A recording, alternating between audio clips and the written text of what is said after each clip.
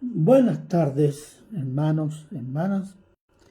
Hoy día, 21 de mayo, hora 16:05 de este día, frío día de mayo. Vamos a hacer la quinta clase, creo que respecto a los últimos tiempos. Y estamos recorriendo el itinerario, lo que yo llamo el itinerario del dominio gentil, que está en el libro de Daniel. Y eso lo vamos a concluir ahora, porque hay dos profecías en el libro de Daniel. Y esta es una, y que se relaciona como el sueño de Nabucodonosor, que más adelante el profeta Daniel tiene visiones de las bestias, que son los mismos dominios, imperios con los cuales soñó el rey Nabucco. Hoy día concluimos esta parte, para la gloria de Dios, y que nos va a ir dando un cuadro del tiempo que Dios ha estipulado que sucedan las cosas entre los gentiles y en Israel. Si alguien quiere más detalles, explicaciones, vea los videos anteriores. Ahora vamos a orar para comenzar. Padre bueno, eterno y misericordioso Señor, en su santa presencia, Señor, ponemos esta lección, sus versículos, que ayúdenos a discernir por el poder del Espíritu Santo, Señor, que podamos ser bendecidos en nuestros corazones, yo que doy la lección y los hermanos que la oyen y todos aquellos amigos y conocidos que estén interesados en este tema. Padre, se lo agradecemos todo en Cristo Jesús. Amén. Bien, antes de seguir, algunas cosas que mencionar, como digamos, un paréntesis. Ahora, el motivo por el cual quise hacer esto, recuerden que lo quise hacer en escuela dominical, pero no resultó y lo estamos haciendo en estos videos. Era un poco esclarecer qué significa los tiempos finales o los últimos tiempos. Porque hay dos tendencias. Una es que cualquier cosa que sucede, se le hace una aplicación de algún versículo, o se saca algún versículo de Apocalipsis, o de Mateo 24, o de Jeremías, y se lo aplica, está ocurriendo esto. Sin discernir nada, sin orar, sin nada. Se aplica y dice, ya estamos en los últimos tiempos. Eso es especulación usando la Biblia fuera de contexto. Lo que es más grave, porque la Biblia es la palabra de Dios. Y lo otro, un debate envenenado que se viene produciendo hace rato, y que se agudizó en relación a la guerra de Estados Unidos e Israel contra Irán. Entonces algunos apoyan Israel, y los que no apoyan a Israel son antisemitas, y otros descartan a Israel con muchas razones, etc. Entonces dicen, los que apoyan a Israel son ignorantes, renfanitas, que no sé qué es lo que es, pero bueno, pero se han envenenado, se tratan como enemigos. Ha sido un debate carnal completamente. Y no hay ninguna paciencia y serenidad para ir a examinar las Escrituras. Entonces, yo dije, sentemos las bases de qué es lo que son los últimos tiempos según la Biblia. Y cómo Dios desarrolla estos últimos tiempos. Cuáles son los propósitos, los objetivos y en qué tiempo estamos. Entonces, se trata de eso. Entonces, vamos a examinar. Daniel ha visto las 4 bestias. Una bestia representa el oso, que representa el imperio persa, no, el león con alas, que representa Babilonia, el oso, que representa Persia, el macho cabrío, el leopardo, que representa Grecia, y una bestia muy feroz, que representa Roma. Y después del Imperio Romano, veamos.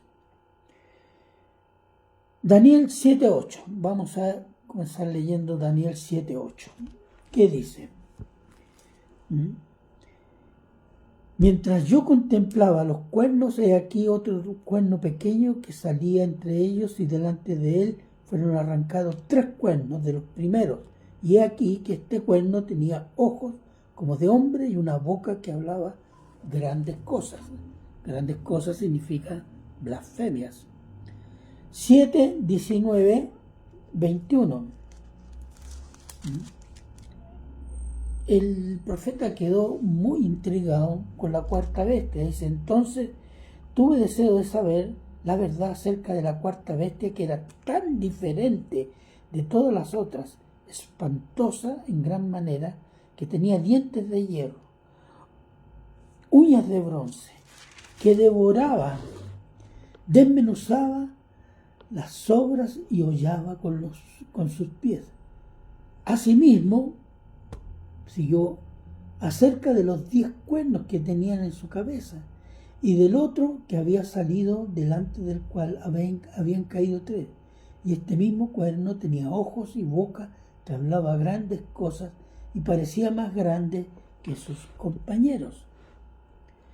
Versículo 22 al 25.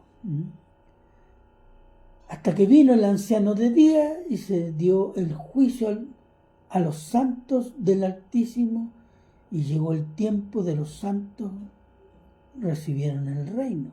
Y dijo así: la 4ª bestia será el 4º reino en la tierra, el cual será diferente de todos los otros reinos, y a toda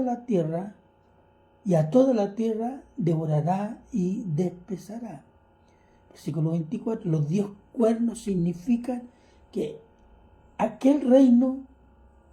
aquel reino se levantarán 10 reyes del reino del Imperio Romano, y tras ellos se levantará otro, el cual será diferente de los primeros, y a 3 reyes derribará, y hablará palabras contra el Altísimo, y a los santos del Altísimo quebrantará, y pensará en cambiar los tiempos y la ley, y serán entregados en su mano hasta el tiempo y tiempos, tiempo singular, tiempos plural y medio tiempo. Amén. Entonces, ¿de qué está hablando? Veamos. La 4ª bestia es el Imperio Romano, diferente a todos los otros reinos, feroz, más extenso incluso, e influyente sobre toda la tierra conocida antiguamente. De esta bestia o reino saldrán 10 cuernos, 10 reyes, 10 reinos. De eso se trata. Y de ellos sale un cuerno pequeño, un rey, que para surgir caerán 3 reinos, 3 reyes. Y este cuerno blasfemará contra Dios y perseguirá a los creyentes en Dios, los creyentes en Cristo. Los 10 cuernos, los 10 reyes, son los pies de la estatua del sueño del rey Nabucodonosor. ¿Se acuerdan? Daniel 2. Vamos a Daniel 2.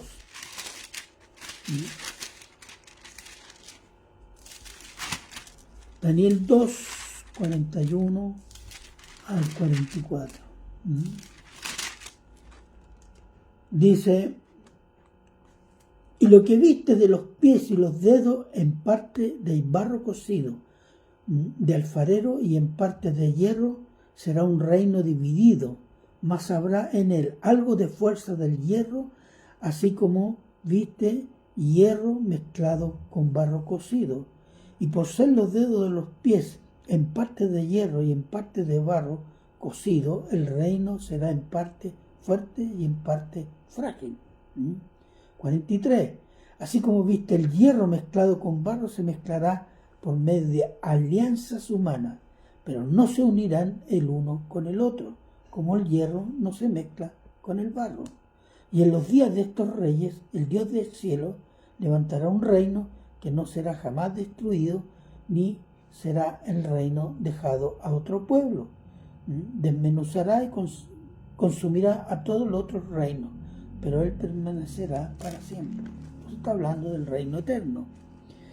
Pero fíjese, en esta descripción, este reino de barro y de hierro, fuerte y débil, alianzas humanas entre naciones fuertes y naciones débiles. Se dice por algunos teólogos que este sería el imperio romano revivido en los últimos tiempos, de donde surgirá el anticristo, que sería el cuerno pequeño. Entonces, ¿qué sería el anticristo? El hombre de pecado, la bestia, el inicuo, tiene una serie de nombres. Veamos, por ejemplo, en Segunda de Tesalonicense. En Segunda de Tesalonicense, Corintios, Colosenses.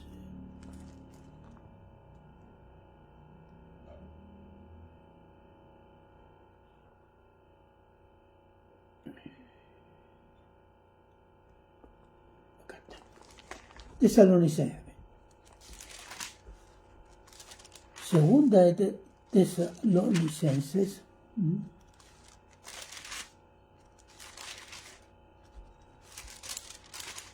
Capítulo 2, del 9 al 12. ¿Cómo será este tipo? Veamos, dice inicuo. Inicuo significa sin ley de Dios, cuyo advenimiento es por obra de Satanás, con gran poder y señales y prodigios mentirosos. Después dice, y con todo engaño de iniquidad para los que se pierden por cuanto no recibieron el amor de la verdad para ser salvos. Por esto Dios, fíjese, este inicuo dice que viene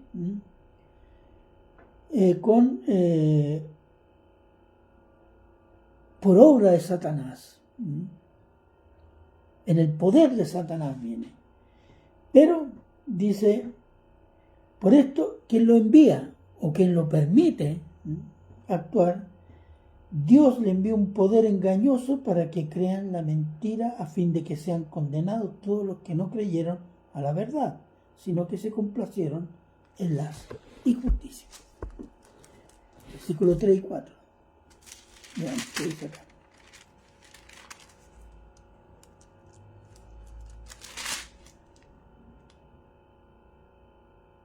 Ya. En una descripción dice, y es una advertencia que hace ¿cuánto se llama? El escritor. Nadie os engañe en ninguna manera, porque no vendrá sin que antes venga la apostasía. Está hablando de la venida del Señor Jesús. Primero tiene que venir la apostasía y se manifieste el hombre de pecado, el hijo de perdición, el cual se opone, se levantará contra todo lo que se llama Dios o es objeto de culto, tanto que se sienta en el templo de Dios como Dios, haciéndose pasar por Dios. Se declarará divino. Entonces, este es lo que en Daniel se describe como el cuerno pequeño. Ahora, hay dos momentos. Un cuerno pequeño en el periodo de Israel, en torno al año 160, 170, o 150, 170, que fue Antíoco Epífanes, que quiso helenizar Israel y en particular Jerusalén, que instaló una estatua de Zeus en el lugar santísimo, profanó el templo, sacrificó un cerdo, Obligó a los varones israelitas a practicar, como practicaban los griegos, la cultura griega, practicar deporte, desnudos, etc. Y estalló una revuelta que se llamó, dirigida por la familia de los Macabeos. Y eso está entre los libros no canónicos, primera y segunda de Macabeo. Pero ese hecho, como lo llamó Daniel, la abominación desoladora. Y Cristo después habla también, cuando vean lo que dijo el profeta Daniel, la abominación desoladora, que va a haber otra profanación. Pero dejémoslo hasta ahí nomás. Entonces, desde el punto de vista histórico, veamos, reino de Roma, y está anunciado 10 reinos, y de ahí sale un reino, un rey, que será antidios y perseguirá a los santos. Ahora, el Imperio Romano existió, porque de eso está hablando. O sea, Daniel no está hablando de un imperio que hay que espiritualizar. No, el Imperio Romano existió. Una existencia física que dominó casi todo el Mediterráneo, mar Mediterráneo, que los romanos lo llamaban Mare Nostrum. Entonces, fue un gran imperio en ese sentido. Entonces, examinémoslo desde otro punto de vista. Desde el punto de vista histórico, el Imperio Romano se dividió en 2 administraciones en el 385 después de Cristo. El Imperio Romano de Occidente, capital Roma, donde se fue Constantino, que cayó, capital Roma, que cayó en el año 476 después de Cristo a manos de los bárbaros del norte de Europa.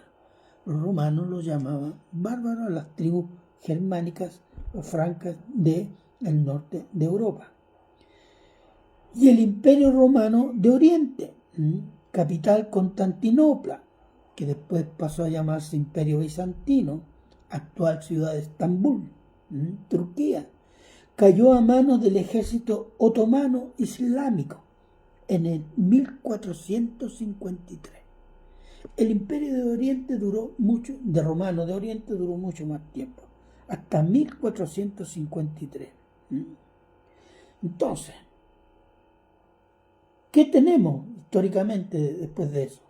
Veamos, algunos teólogos afirman la caída del Imperio Romano de Occidente, estamos hablando del 476 de Roma, permitió el surgimiento del anticristo. ¿Y cuál sería este anticristo? Este anticristo sería el papado.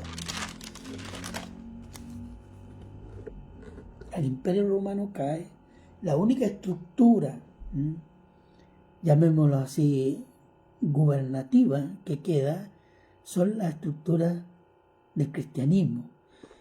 Y son los obispos, los líderes religiosos que comienzan a hacerse cargo de las tierras y a cristianizar a los bárbaros que se habían tomado Roma y otras tierras, en fin, comienzan a cumplir un rol de Estado, incipientemente. Ya eran religión de Estado, ya tenían roles de Estado, y ahí lo comenzaron a ejercer plenamente, y de donde surge después el catolicismo romano, y ahí surge el papado. Entonces ahí sería, dicen, ve, cayó el Imperio Romano, que no permitía que surgiera el anticristo, cayó el Imperio Romano y después vino el papado, por lo tanto el papado es el anticristo. Los reformadores del siglo XVI califican de anticristo al Papa católico romano y declararon que el Apocalipsis ya se había cumplido. Eso. Años después, otros teólogos declararon que la destrucción del templo judío y de Jerusalén en el año 70 después de Cristo por las legiones romanas se cumplió la tribulación y habría comenzado el milenio hasta que venga el Señor por segunda vez. Yo no estoy exagerando, hermanos. Estas cosas hay teólogos que las han escrito. Porque hay un tema, paréntesis, abro un paréntesis. Sea de la posición que sea del punto de vista escatológico, siempre se toma la peor parte del otro. Las cosas más inverosímiles o aspectos teológicos más ridículos para decir, ve cuán equivocados estamos. Y esto es mutuo calvinista, arminiano, dispensacionalista, etc. No se hace un sincero citación o análisis de las posiciones del otro. Entonces se construye lo que se llama un mono de paja, fácil de destruir, para convalidar la propia posición teológica. Esto se usa en política también. En política se usa. Entonces son formas carnales de aclarar una posición, denigrando la otra. Y por desgracia, eso es tan común. Yo no pretendo, pero son las posiciones que yo he escuchado, no de algún youtuber, sino de teólogos. De teólogos, de pastores. Por si acaso. Alguno puede confirmar o no, pero bueno. ¿Y por qué lo señalo esto? Porque el dato histórico, si el dato histórico no me revela lo que está en la escritura, pero yo creo que la escritura tiene la razón, entonces o ese evento se espiritualiza, alegoriza, o ese evento es futuro. No puedo decir, es ridículo, no. Tengo que buscar, digamos, el sentido de la profecía. Dios no nos entrega cosas inútiles, ni cosas que van a cuadrar, no. Dios, ese es su plan. Siguiendo con el paréntesis, los judíos, por ejemplo, con Isaías 53, después de la venida de Cristo, decían que Isaías 53 hablaba de Israel. Pero después, cuando la iglesia lo usaba, ¿saben lo que hicieron los rabinos? Tomaron el capítulo de Isaías 53 y lo arrancaron de sus Biblias. Ellos no lo enseñan. Y a veces me imagino que nosotros no arrancamos pero no mencionamos pasajes que puedan contradecir mi teología. Ve, el Señor dice esto, bien, tengo razón. Pero no nos confrontamos con los pasajes que nos contradicen. Porque es la misma Biblia y a veces es el mismo escritor. Como vamos a ver, no ahora, pero más adelante. Entonces hay que tener honestidad intelectual y honestidad espiritual para estudiar estos temas. Bueno, cierro paréntesis. Entonces estamos en esto diciendo ya se cumplió, que está en el milenio. Ahora, si el papado es el anticristo que estaba anunciado, debería haber gobernado por 42 meses según Apocalipsis 13:5. Veamos. Apocalipsis dice: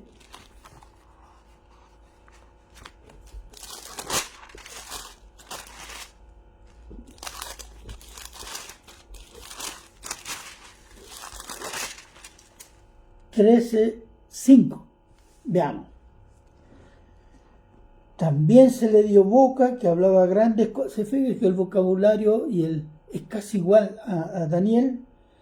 Grandes cosas y blasfemias. Se le dio autoridad para actuar 42 meses. Cuando dice se le dio autoridad, o sea, se impuso.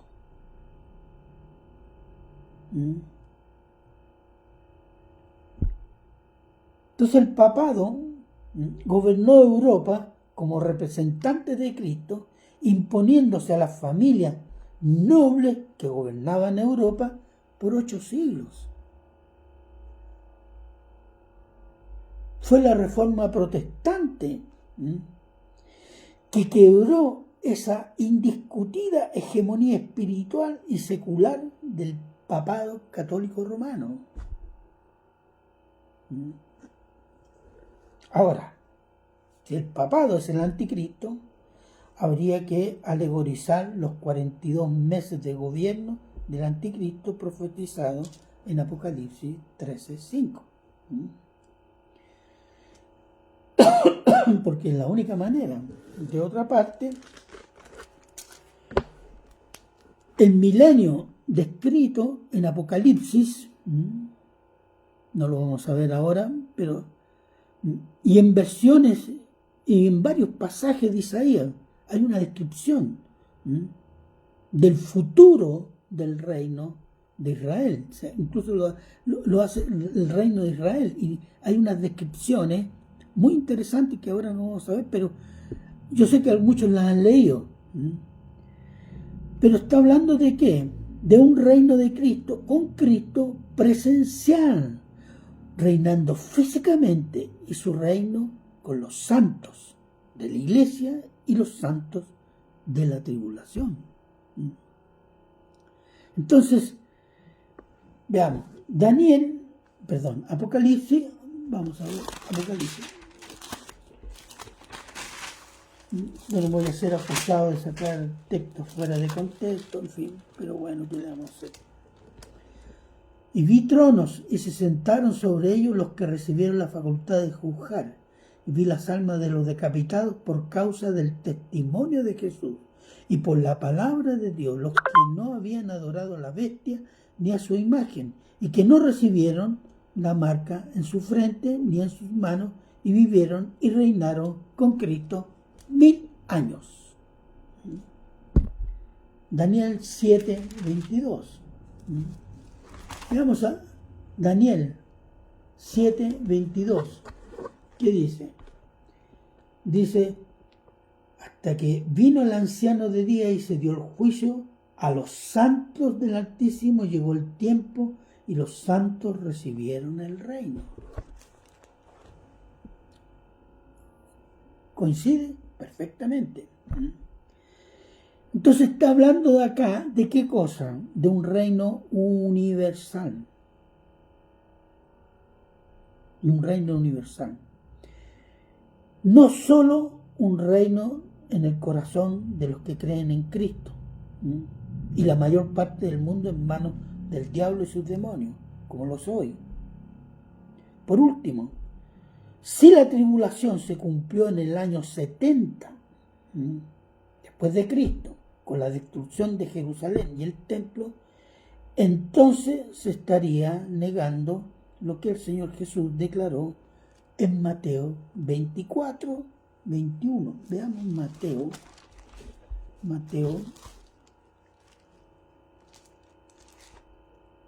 Veamos. Mateo 24, 21-22. Dice, veamos, porque habrá entonces gran tribulación, cual no la ha habido desde el principio del mundo hasta ahora, ni la habrá después de esa tribulación tan grande. El 22. Y si aquellos días no fuesen acortados, nadie sería salvo. Por causa de los escogidos, aquellos días serán acortados. No se habla de acortar el día solar, se habla de acortar los días de la tribulación. Entonces, después de la caída de Jerusalén, la destrucción del templo, vimos esto, fue una tribulación que jamás en la historia de la humanidad se haya visto antes o después. Quiero darle algunos ejemplos. Por ejemplo, si la mayor tribulación del mundo fue la destrucción de Jerusalén y el templo, entonces, ¿qué fueron los millones de personas masacrados por las hordas de Genghis Khan, los mongoles, en Asia Menor, de 1206 a 1309? Se habla de más de 100 millones de personas y estamos hablando de aquel tiempo. ¿Fue una tribulación menor? Vamos a hablar después, otro ejemplo más cercano que conocemos, la Segunda Guerra Mundial de 1939 a 1945, que abarcó la Europa occidental cristiana, la Europa oriental ortodoxa, el Asia islámica, el África islámica, la Rusia comunista y Estados Unidos protestante. Eso incluyó la Segunda Guerra Mundial, con 50 millones de muertos. Y el continente europeo destruido. No fue tan tribulación como la tribulación de Jerusalén en el año 70. Pero indudablemente fue una gran tribulación para los judíos, que fueron dispersos por 19 siglos. Perdieron el templo. Jerusalén fue destruida y reconstruida por los romanos sin los judíos como habitantes predominantes, sino que pusieron árabes y romanos. Y no vino el Señor en gloria después de la tribulación, sino una consolidación del Imperio Romano y un desarrollo de la predicación del Evangelio, a pesar de los obstáculos legales y persecuciones políticas de las autoridades romanas en las diversas regiones del imperio para perseguir el Evangelio.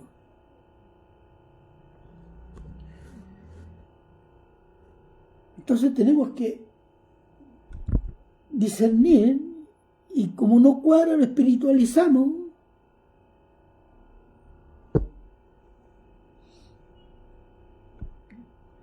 Cuando hay que espiritualizar o alegorizar, llamémoslo así, espiritualizar suena sarcástico, alegorizar, cuando es necesario hacerlo.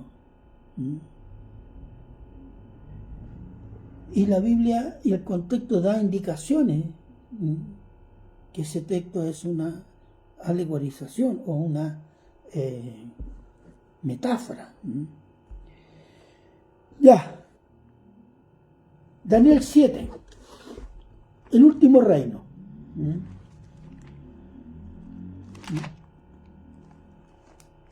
Daniel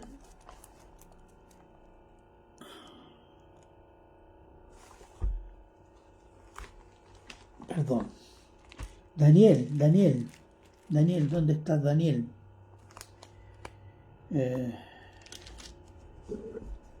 Que no veo nada acá. Correcto. Lamentación.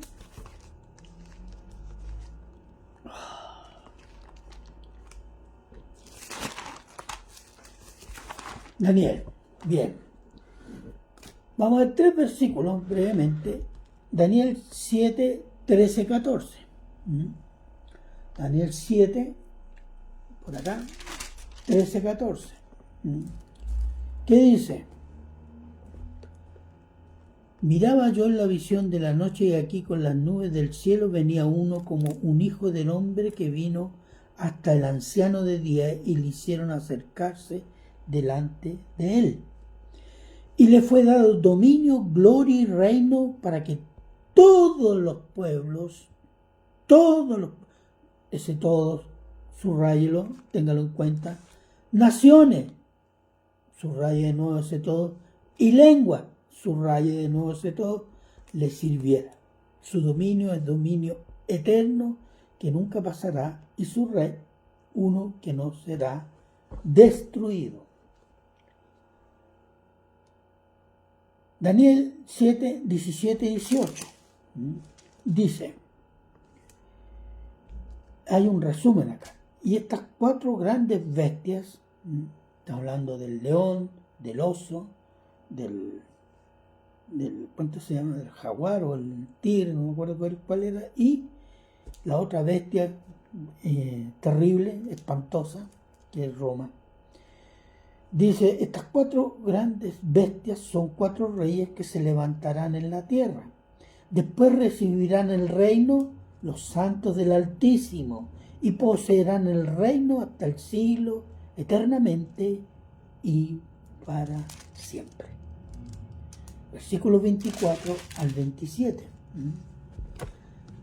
24 al 27 dice, los 10 cuernos, de nuevo tenemos los 10 cuernos, significa que aquel reino se levantarán 10 reyes y tras ellos se levantarán otro, el cual será diferente de los primeros, y a 3 reyes derribará. Y hablará palabras contra el Altísimo, los santos del Altísimo, quebrantará y pensará en cambiar los tiempos y la ley, y serán entregados en sus manos hasta tiempos y medio tiempos. Pero se sentará el juez y le quitará su dominio, para que sea destruido y arruinado hasta el fin, y que el reino y el dominio y la majestad de los reinos debajo de todo el cielo será dado al pueblo de los santos del Altísimo, cuyo reino es reino eterno, y todos los dominios le servirán y obedecerán. Se fija, este es el último reino. Entonces el Hijo del Hombre, recordemos que este es un título que usó mucho el Señor Jesús y hace referencia a esto. O sea, yo soy aquel que va a recibir el reino. Y yo soy el que traigo el reino. El Hijo del Hombre le fue dado dominio, que significa dar en propiedad, gloria, exaltación de todo el bien que representa, reino, gobierno, para que todos los pueblos, lo voy a subrayar de nuevo, todas las naciones, todas las lenguas, no una parte, no solo los que creen, no los que están ligados a Israel, no, todos les sirvan. Su dominio es eterno. Y fíjese, se está hablando en términos terrenales. Este es un reino terrenal. Es un reino de los santos por Cristo, un reino de Dios en la tierra. No me está diciendo que está en el cielo, que es espiritual. Entre paréntesis, decir espiritual es como decimos algo que hay que entender espiritual. Sí, hay que entenderlo espiritualmente, pero lo espiritual tiene consecuencias en lo material. Abro este paréntesis. Cuando Adán y Eva pecaron, desobedecieron el único mandato que Dios les dio. Ese fue un acto espiritual, de rebelión espiritual, ¿cierto? ¿Cuál fue la consecuencia? Hubo una consecuencia material. Cambio en la naturaleza del hombre, entre la naturaleza pecaminosa, y que tiene efectos materiales. Y Dios maldijo la tierra que había sido dada al hombre. Entonces lo espiritual tiene consecuencias materiales. Lo espiritual no se queda solo en lo espiritual, o por lo menos no siempre. Entonces decir espiritual como decir, no, hay que entenderlo de una manera, no sé. No. Y aquí, cuando habla del reino de Dios, dice, no, es que el reino tiene que ser, claro que es espiritual, pero hay una restauración del hombre y de la naturaleza. Hay efectos materiales, físicos. Amén. Amén. Ya. Sigamos. Entonces, sino que habla de un reino universal. Le sirva y su dominio es eterno y su reino no será destruida como los reinos de los hombres anteriormente. Y en el versículo 17 y 18, ¿qué dice? El último reino será un reino dado a los santos de Dios, y esto es por la fe en Cristo, y poseerán el reino eternamente. Y en el 24-27, después del gobierno del cuerno pequeño, el juez, ¿quién es el juez? Cristo. Quitará el reino al cuervo pequeño y dice, y la majestad, es decir, la gloria, la brillantez de todos los reinos de la tierra, ojo, será dada a los pueblos de los santos, al pueblo de los santos de Dios, reino eterno, y todos los que tienen autoridad en la tierra, está hablando de naciones gobernadas por gente, le servirán y le obedecerán. Entonces, estos tres pasajes nos hablan de un reinado de Cristo que le es dado dominio sobre las naciones todas, porque esa es la promesa, incluso está en el Salmo 2. El reino de los santos con Cristo será el último reino en la tierra después de los reinos de los hombres sin Cristo. Segunda de Timoteo 2:12. Vamos a ver. Segunda de Timoteo.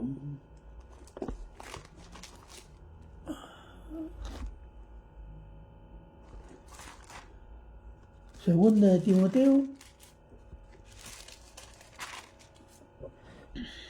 12. Solo voy a leer la primera parte, ¿sí? Para que... Si sufrimos, también reinaremos con él. Está hablando del cristiano que cree en el sacrificio de Cristo, pero también habrán padecimientos por Cristo. Y si sufrimos con Cristo, reinaremos también con Cristo. Esa es la idea. El reino de los santos con Cristo vendrá después del gobierno del cuerno pequeño, es decir, el anticristo. Tiene que haber un gobierno del anticristo. El papado es un tipo del anticristo. Y hay muchas autoridades que son tipos del anticristo. Napoleón, que conquistó Europa en el siglo XVIII y siglo XIX, se habló de que era un tipo del anticristo.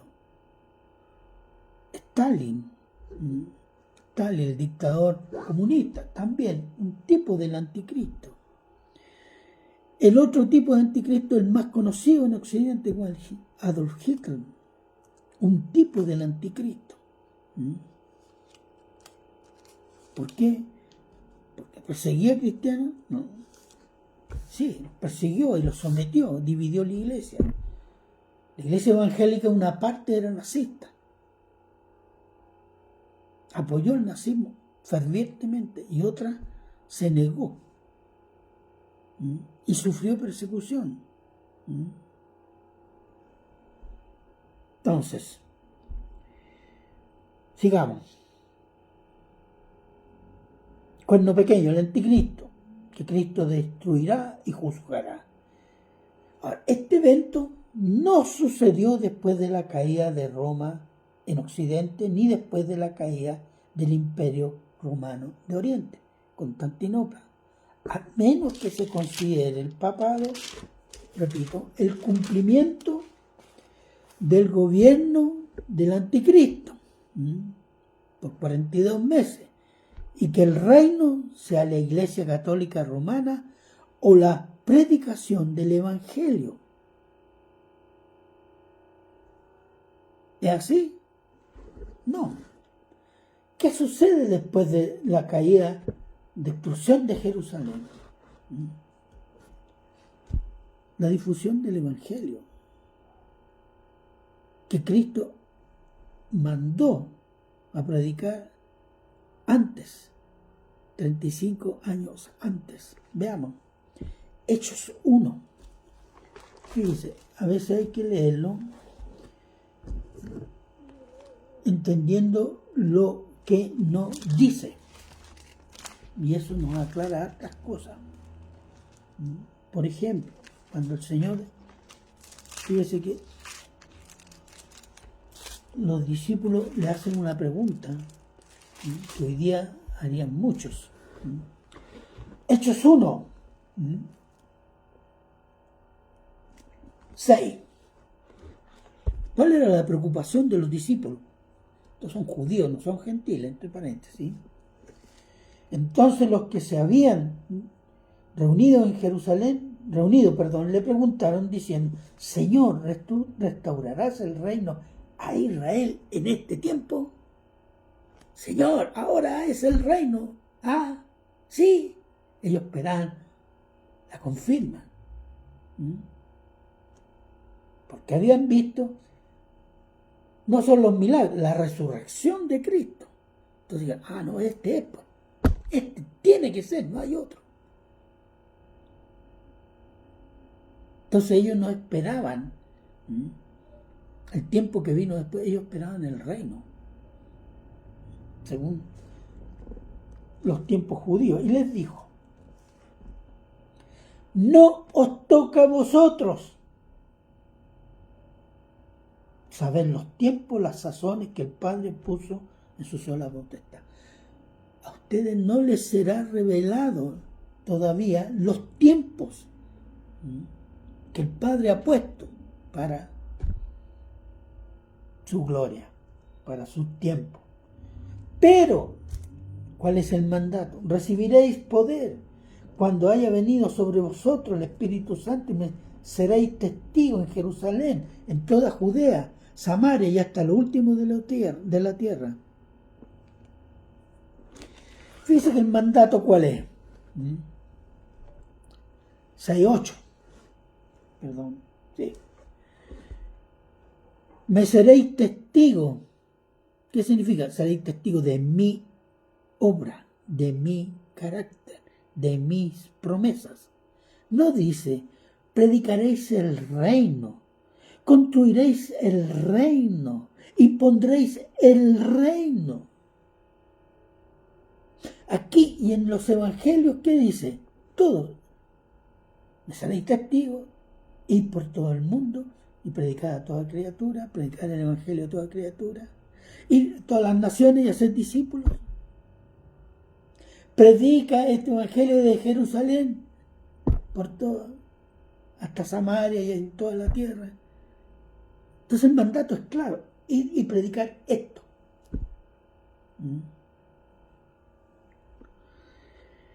Ir por todo el mundo, judíos y gentiles, y predicar el evangelio. Eso está en Marcos 16:15. Lo que hay que tener claro es que el reino ha sido inaugurado por Cristo en su primera venida. ¿Qué significa que ha inaugurado el reino? Que todo lo que sucede hoy día es parte de lo que va a confluir en el reino. Porque Cristo dijo,